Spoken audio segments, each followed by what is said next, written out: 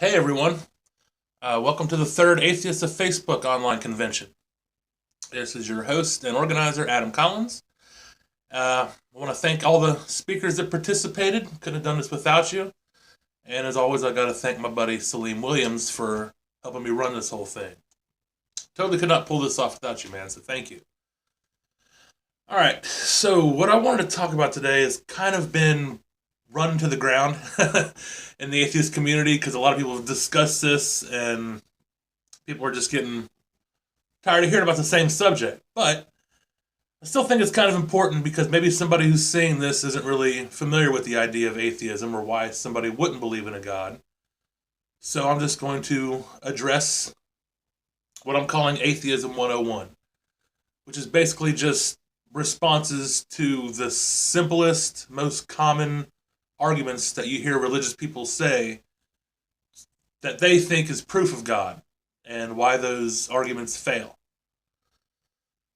All right, so start off just by saying this to me, and anybody who has researched it and been interested in this subject for long enough thinks that this is the easiest question in the world. Is there some kind of God? The very best I can say in a God's defense is if a God exists, it doesn't care if we believe it, or it doesn't care that its existence even is made known.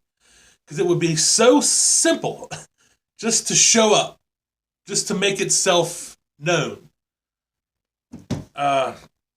Christians and other believers will say that God does do that, like through the Bible and through the warm, fuzzy feelings they get when they pray and stuff, but that's horseshit. Come on. If I wanted to prove my son exists, it wouldn't be any inconvenient just to present him. Look, here's my kid. He exists. See, he's right here.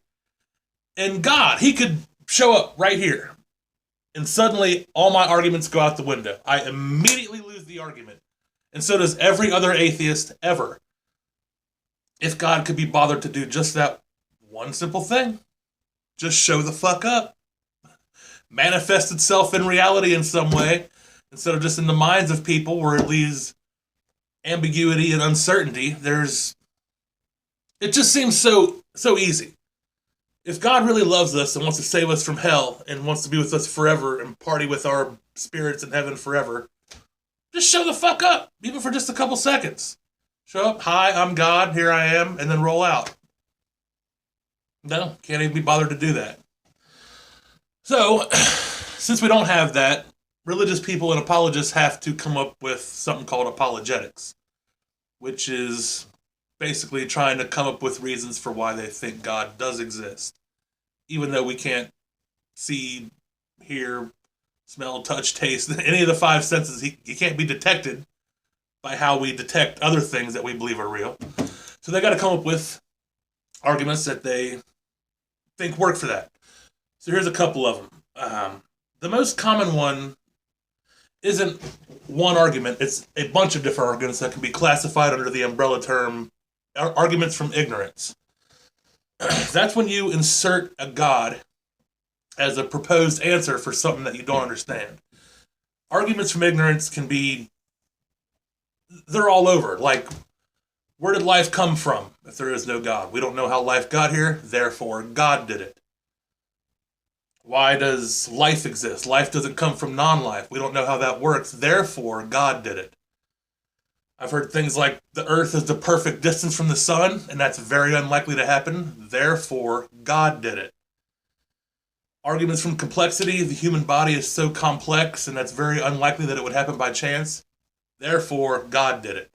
That's an argument for ignorance. It's when you say, we don't know how this happened. Therefore, God did it. And you can't do that. That's not good argument. That's piss poor arguing. Because that literally works with any kind of being you just want to make up in your head and apply it. I could be just as logically sound and just as consistent by saying the earth is a perfect distance from the sun. That's very unlikely. Therefore, a magic leprechaun did it. Right? That's no different than saying an all-powerful man in the sky did it. It's just as likely that a cosmic hippopotamus did it, or magical universe shitting fairies did it. Those are all equally valid. So you can't just say we don't know how something works, therefore there's a magical invisible man in the sky and he has a son who died. You can't do that. That's taking too much of a leap.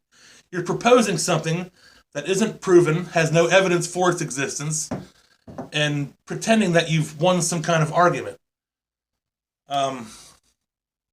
Another one is probably the worst example I've ever heard.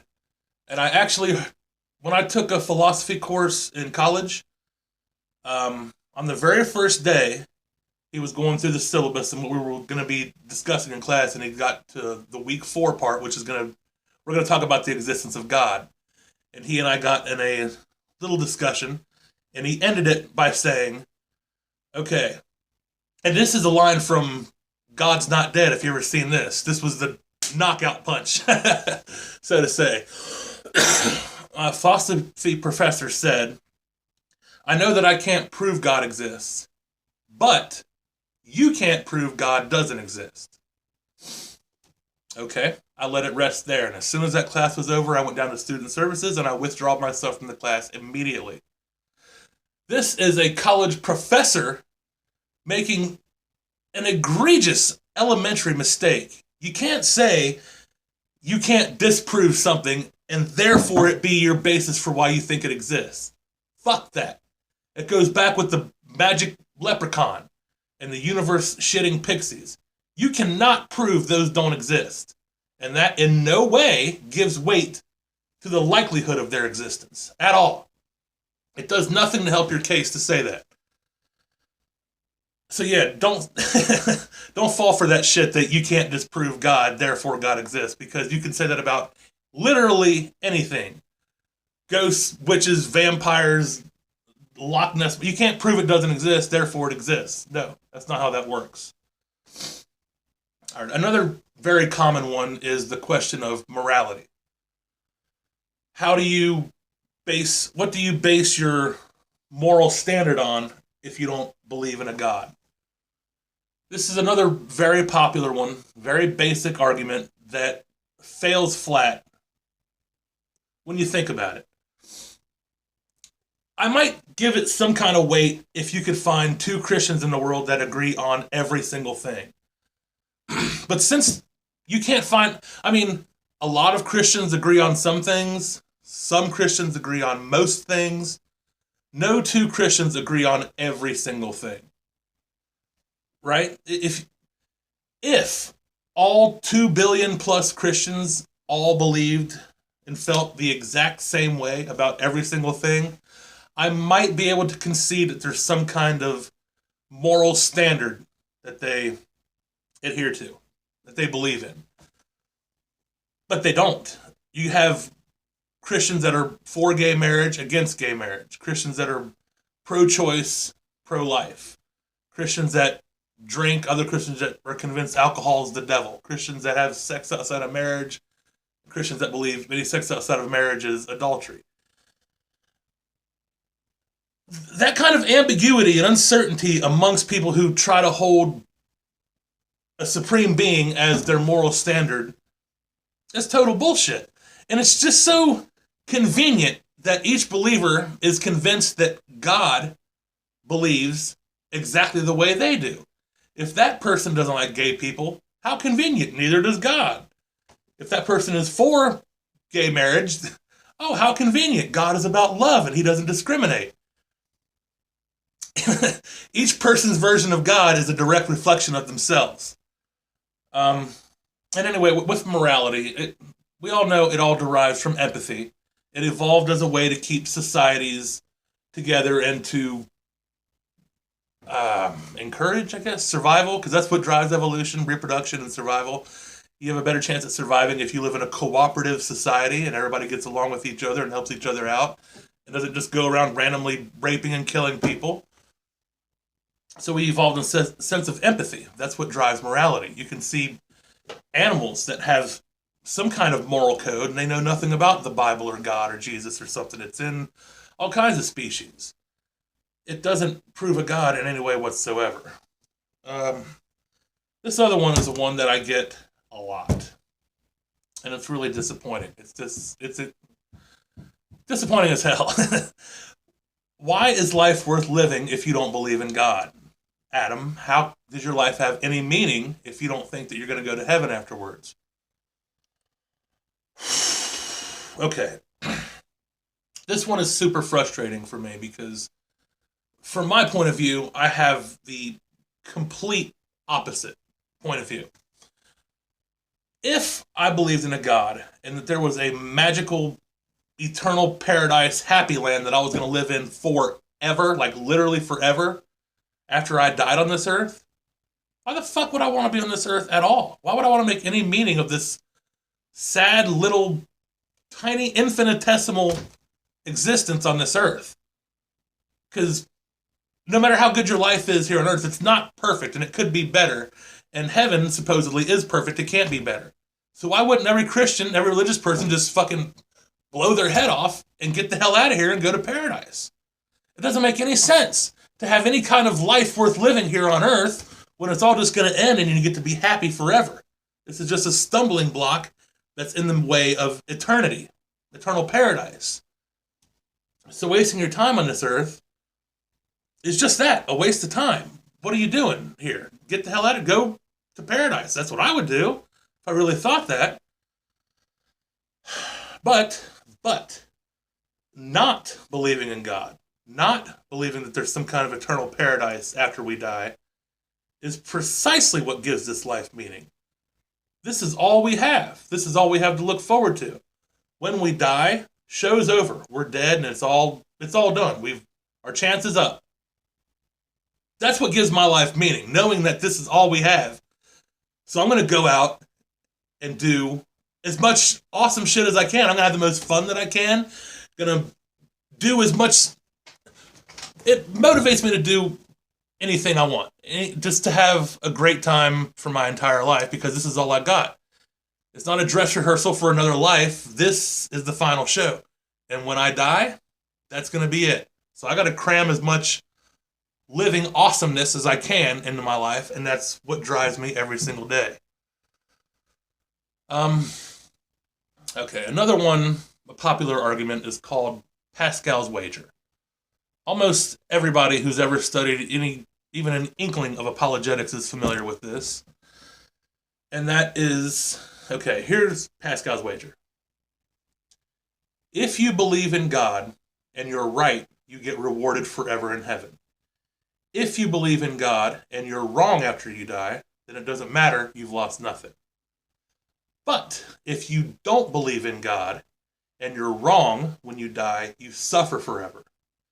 Or if you don't believe in God and you die and you're right, then it won't matter. Therefore, the safe bet is to believe in God. That's how the wager goes.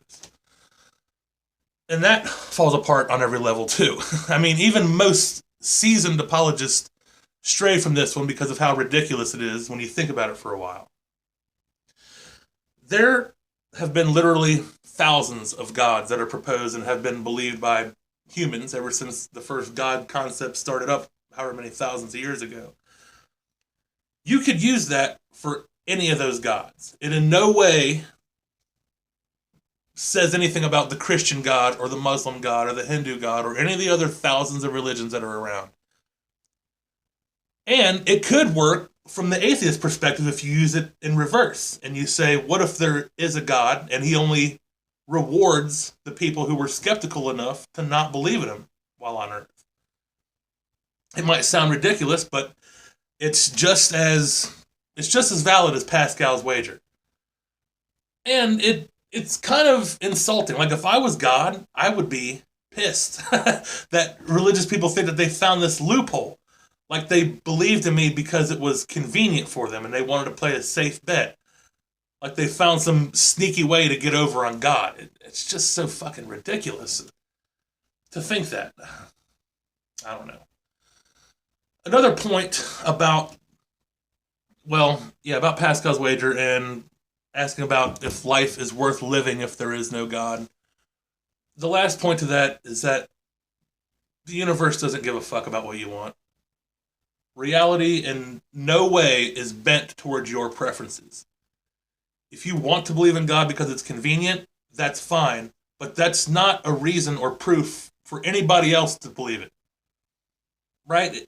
Anybody can believe whatever they want. That in no way has a bearing on how reality actually plays out.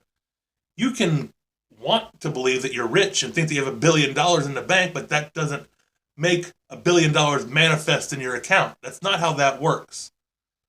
So I've heard people say that I don't care if my religion is true. I believe it because it gives me comfort. Okay, fine, but don't use that as an arguing tool. You're not doing yourself any favors by pretending. I mean, little kids have imaginary friends, and I don't know if they can tell the difference or not, but adults that say this seem to not be able to understand that they're making up a magical friend and ultimately admitting their ignorance by saying that I don't care if it's true or not.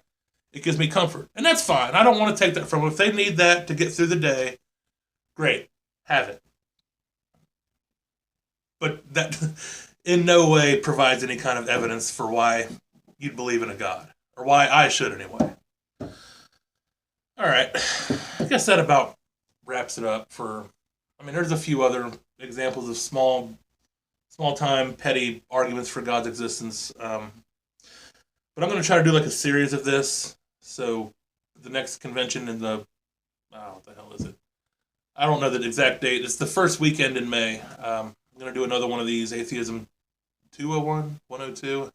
The next step. I mean, there's all kinds of arguments that apologists propose for God. They get more complex because that's kind of what makes it sound good, is you just take word salad, use big words to describe whatever they think God is. There's the cosmological argument, teleological argument, ontological argument, the anthropic principle. I mean, it gets more complicated as you go up, so I'm going to be addressing the more complex ones in the next presentation. All right, so I'm going to wrap it up there. Also going to put the call out. Anybody who wants to participate in the event in May, hit us up. Give us an email. Just tell us your name, what kind of topic you're interested in, and if you just want to go ahead and make a whole presentation and email us the presentation, email it to atheistsoffacebook@gmail.com. We'll check it out. We'll be in touch with you and possibly put you on the event in May. So, yeah, we're looking forward to anybody who's interested in speaking. We're taking anybody who's an atheist and has any topic that they think is relevant to the topic, to the discussion or whatever. We want you. Everybody who's interested, we want to put you out there and get you a platform to get your message out there. So, yeah, hit us up at atheistsoffacebook@gmail.com or email us on the community page on Facebook. You can find that on Atheists of FB Online Convention and the event page, Atheists of Facebook Online Convention. My name's Adam Collins. You can find me on Facebook, friend me, message me on there if you want to discuss this further or have any questions about apologetics. It's something I'm pretty well versed in. Or if you think I left something out and maybe you have an argument of your own that you want to present, I'm all ears. I'm open to having a discussion. I've been having this discussion for 6 or 7 years now, and for some reason it still fascinates me. So yeah, I'm open to open to the topic. You got something you want to put in and maybe have me think over? I'm open and happy to hearing what you got to say. All right, I'll catch you guys later, and thanks again for everybody who participated, and I hope you enjoy the rest of the convention. Catch you guys later. Bye-bye.